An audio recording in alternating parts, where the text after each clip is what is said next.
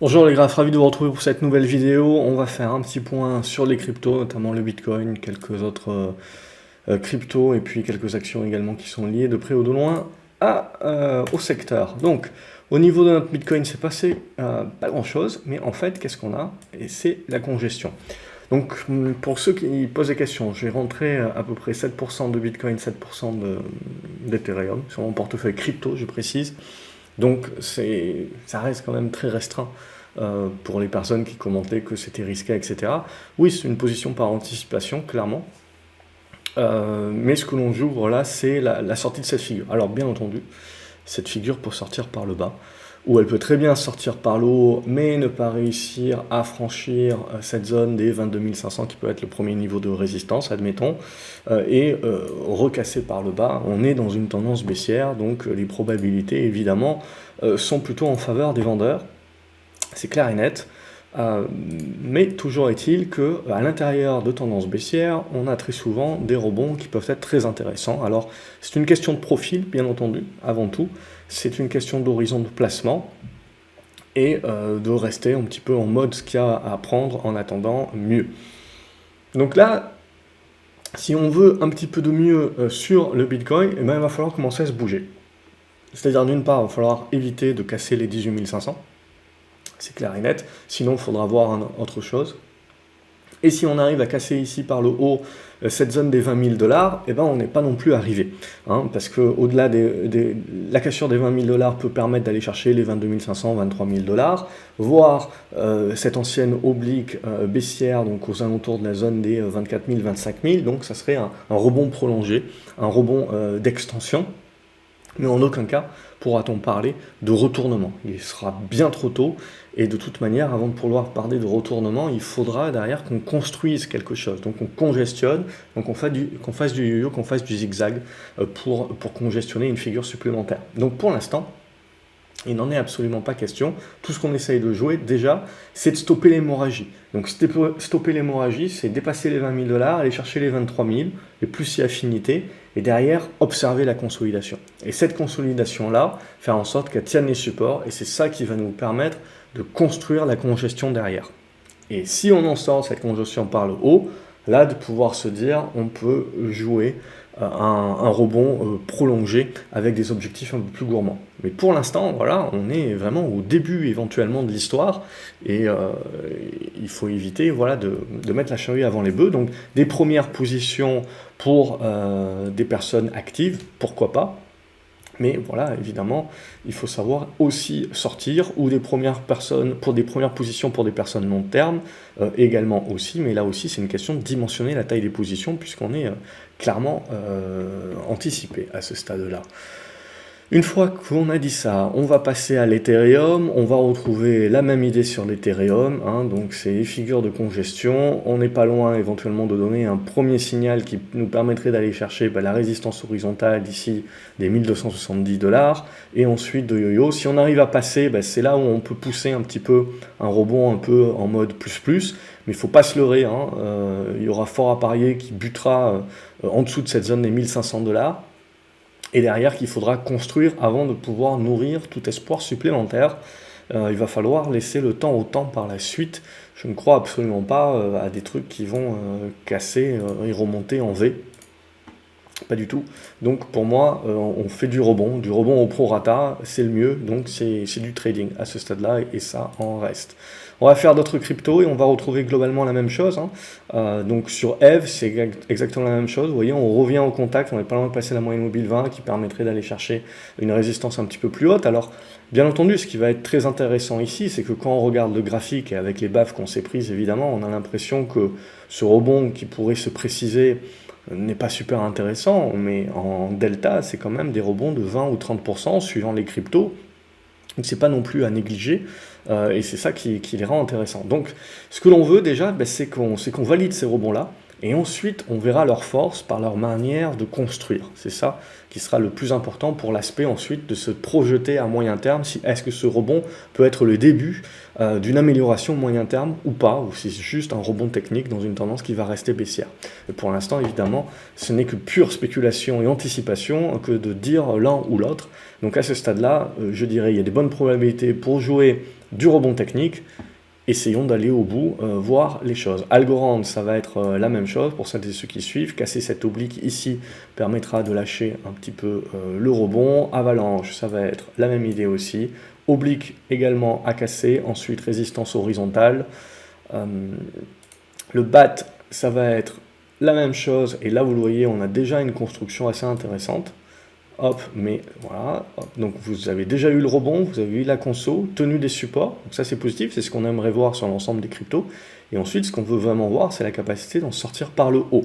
Mais là aussi, il ne faudra pas s'emballer, même si on en sort par le haut, on joue éventuellement voilà, des retours sur des zones anciennement de support, qui peuvent permettre bien entendu des rebonds assez intéressants, de 20-25%, un peu plus éventuellement, mais ça restera pour moi en mode rebond prolongé. Donc on va chercher une extension, mais ça ne change absolument pas la donne à long terme encore à ce stade. Au niveau de Binance, alors ça c'est Binance contre dollar, donc c'est un petit peu la même chose, ça fait pas grand chose, et ça a besoin de sortir par le haut, là aussi pour du rebond. À ce stade là je ne jouerai pas plus, hein.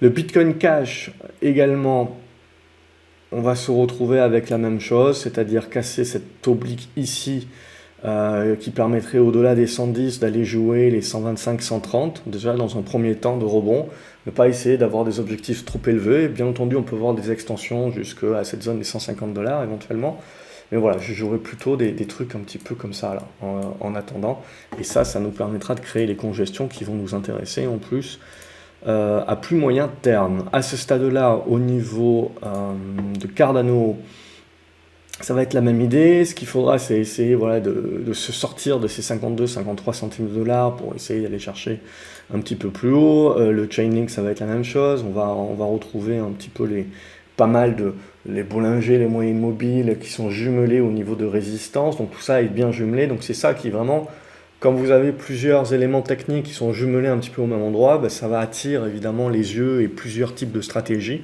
Et c'est ça qui peut, sur cassure évidemment, augmenter les flux et donc le côté ça marche de l'affaire. Donc c'est ça qu'on va regarder. Au niveau de Cosmos, ça va être la même idée, essayer de passer les 8,80 $. Au niveau du Dash, là il y a un petit peu plus de boulot, hein. Ça sera on peut aller chercher les 50 $, ce qui est déjà une bonne petite perf. Alors sur crypto c'est peut-être pas énorme, mais c'est quand même toujours intéressant d'aller choper 10% sur un rebond.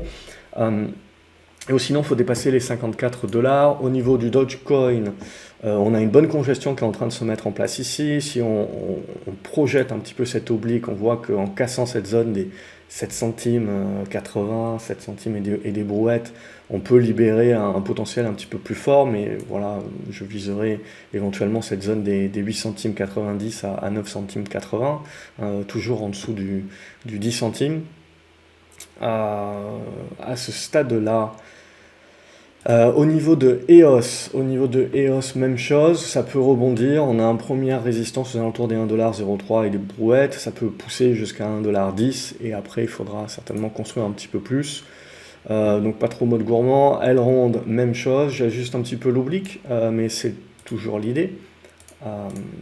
Donc à casser pour pouvoir ensuite aller se chercher la résistance horizontale, vous voyez, donc hop, on casse l'oblique, on se met en objectif la résistance horizontale, éventuellement on prend des profits en mode trading. Sur le reflux, si on arrive à tenir la zone, on peut éventuellement accumuler pour essayer d'anticiper la cassure de la résistance horizontale qui permet de mettre en place le rebond prolongé et qui là peut aller chercher des targets entre 87 $ jusqu'aux 100 $ si jamais on a un appétit pour le risque qui revient. Cet appétit pour le risque, pour moi, il resterait quand même temporaire, mais bon, potentiellement, pendant quelques séances, quelques semaines, éventuellement, c'est des choses qui peuvent se mettre en place, c'est-à-dire dans des rebonds au prorata de la baisse, mais qui restent toujours une tendance baissière. Donc c'est important de voir ça plutôt comme une sous-vague à l'intérieur d'une vague maîtresse qui reste toujours baissière. Et après, on verra comment tout ça construit, évidemment. Ethereum classique, c'est la même idée.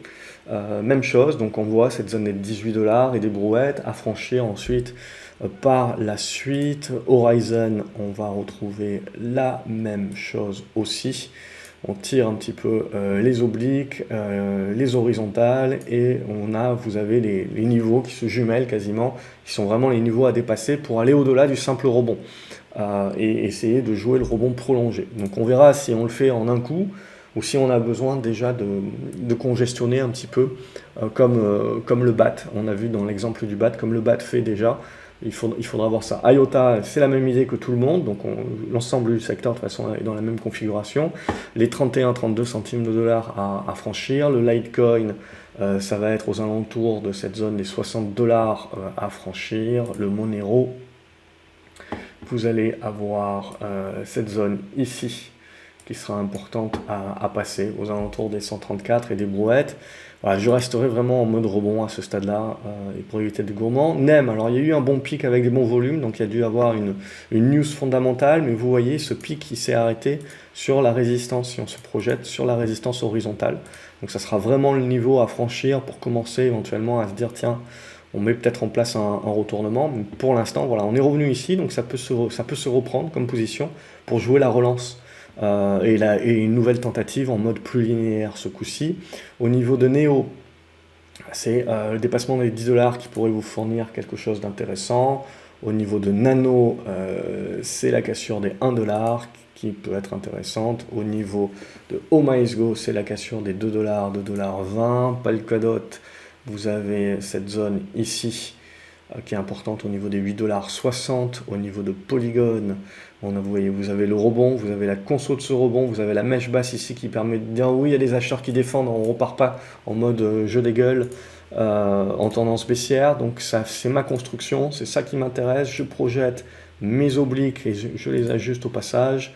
Maintenant que j'ai un peu plus de chandeliers qui me permettent d'avoir des données supplémentaires, et je mets ma résistance horizontale également, c'est-à-dire que en gros, je joue la tenue et la congestion de ce niveau-là. Si j'arrive à en sortir par le haut, je jouerai un rebond un peu plus poussé vers cette zone des 80 centimes de dollars. Et on est à 47, donc on voit, c'est quand même pas des décalages anodins. Au niveau de Qtum, on va là aussi prolonger les obliques, toujours une double zone entre les 3,20$ et les 3,40$ à franchir. Au niveau de XRP, on va également projeter l'oblique, et on voit que le rebond il s'est stoppé justement sur cette oblique-là la semaine dernière. Donc ce qui va nous intéresser évidemment maintenant, c'est tenir les supports bien entendu, de se remettre dans cette zone ici, de finir par breaker, et alors là éventuellement on peut essayer de viser une zone de rebond comprise entre les 45 et les 50 centimes de dollars en mode rebond, hein. Ça reste des rebonds juteux, mais ça reste des rebonds. Le Solana, pardon, je pousse aussi, hop, ici, j'ajuste un petit peu ce qu'on avait tracé éventuellement les fois précédentes. Donc on ajuste l'oblique, on ajuste la résistance horizontale, donc l'idée c'est la même chose que partout ailleurs. On se remet en tentative ici de passer, tac tac tac tac, on congestionne, pouf, on arrive à passer, on débouche l'horizontale des 43 dollars également, ce qui peut derrière libérer un potentiel jusqu'aux 60 dollars. Et après, je pense qu'il y aura de la construction. Stellar, c'est donc la même idée. Hop, l'oblique a cassé la résistance horizontale, puis la deuxième résistance horizontale en objectif. Tezos, qu'est-ce que ça nous fait Tezos, comme tout le monde, premier niveau sur les 1,70$. Ça peut nous permettre de nourrir en retour sur la zone des 2$, 2,20$. Graph, là aussi, on projette une oblique. Donc revenir sur cette zone-là des 12 centimes et des brouettes et la casser, ça peut nous permettre de rebondir vers cette zone ici, comprise entre les 18 à 20 centimes de dollars. Donc on voit c'est quasiment des 100% de hausse sur des plus petites cryptos, hein. Donc c'est pas rien, bien entendu, c'est bien volatile, donc il faut quand même gérer les tailles de position. Au niveau de Sandbox, on va retrouver exactement la même chose que tous les petits copains. Donc une petite oblique ici à casser par le haut, ce qui permet éventuellement d'aller chercher la résistance horizontale, voire la suivante en extension. Donc les 1,50$ à 2$, grosso modo, qui peuvent servir d'objectif. Theta, on va retrouver la même chose, là plus une horizontale que l'oblique. Donc se remettre ici dans cette zone-là, casser les 1,50, éventuellement ça pourra ouvrir la zone des 2. Au niveau de Tronix, Elle est moins sympa graphiquement, celle-là, plus chaotique, je dirais, ou c'est moi qui ne vois pas correctement les choses. Mais voilà, on va regarder un petit peu la même idée que sur pas mal, c'est-à-dire essayer de casser une première résistance.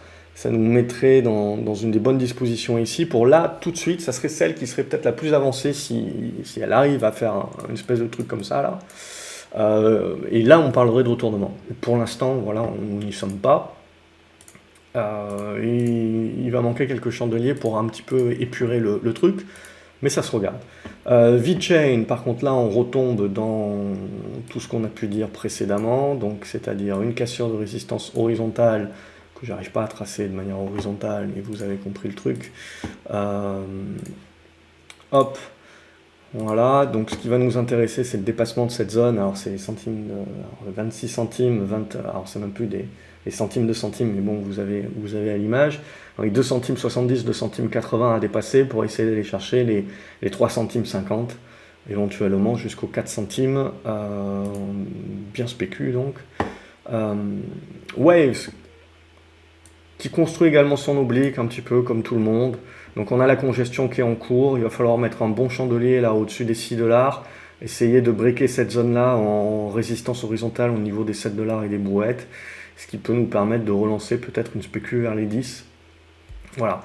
Et Zcash, pour terminer, c'est la même idée un petit peu que tout le monde, une espèce de biseau descendant avec des obliques et des résistances horizontales ici. Donc on peut faire une poussée ici vers les 70, consolider certainement, peut-être une deuxième poussée ensuite vers la zone des 80 $, mais ça sera l'idée. Donc pour moi, voilà, à ce stade-là, je serai plutôt en mode rebond, puis j'aimerais observer des constructions, et voir à ce moment-là si on peut jouer une deuxième jambe ou pas, tout en restant dans une vue hélicoptère, globalement dans des tendances qui demeurent baissières, et donc dans une idée où on va plutôt privilégier le mode prendre ce qu'il y a à prendre, jouer des rebonds, quitte à reprendre les positions plus tard, mais essayer de faire des allers-retours en mode si on peut être actif, bien entendu. On peut regarder quelques actions également. Alors les US sont fermés aujourd'hui, mais vous avez Bit Digital, enfin la plupart des actions vont se retrouver dans la même chose, c'est-à-dire des grosses bonnes tendances baissières quand même, mais on commence à affiner des obliques, des trucs, des machins qui peuvent permettre, en effet, si on a un bon chandelier qui revient ici, à la petite conso, de créer les congestions qui vont bien pour jouer des pushs spéculatifs. Mais c'est à peu près tout ce qu'on a à se mettre sous la dent. On va regarder même les cotations un petit peu plus grosses, c'est exactement les mêmes choses qu'on va retrouver, sur Marathon c'est la même chose. Donc il y a encore pas mal de boulot, donc ça reste du rebond technique à ce stade-là. MicroStratégie, c'est la même idée, on est en train petit à petit d'affiner des figures de congestion, on voit, qui sont peu ou prou, ce qu'on retrouve de toute façon sur les cryptos et sur la plupart des actifs très risqués.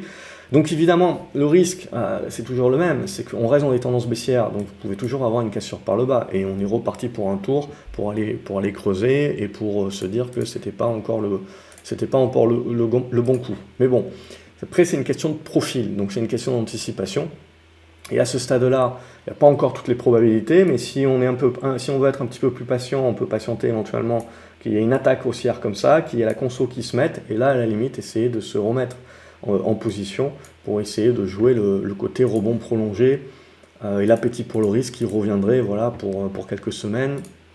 Mais après, voilà, pour moi, la tendance baissière va demeurer. Donc, on reste vraiment sur jouer des rebonds. Donc, évidemment, c'est pas pour tous les profils, etc. Mais sur crypto, les décalages peuvent être importants. Donc si on adapte les tailles de position, tout est possible, tout est réalisable.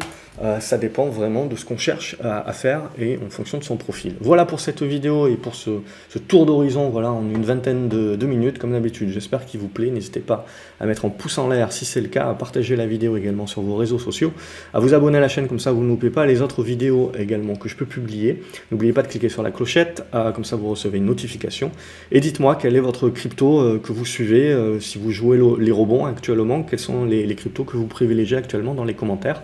Ça me ferait une joie de les lire et peut-être passer un peu plus de temps la semaine prochaine sur celles qui reviennent le plus souvent. Excellente journée à vous les graphes et à la prochaine vidéo. Salut!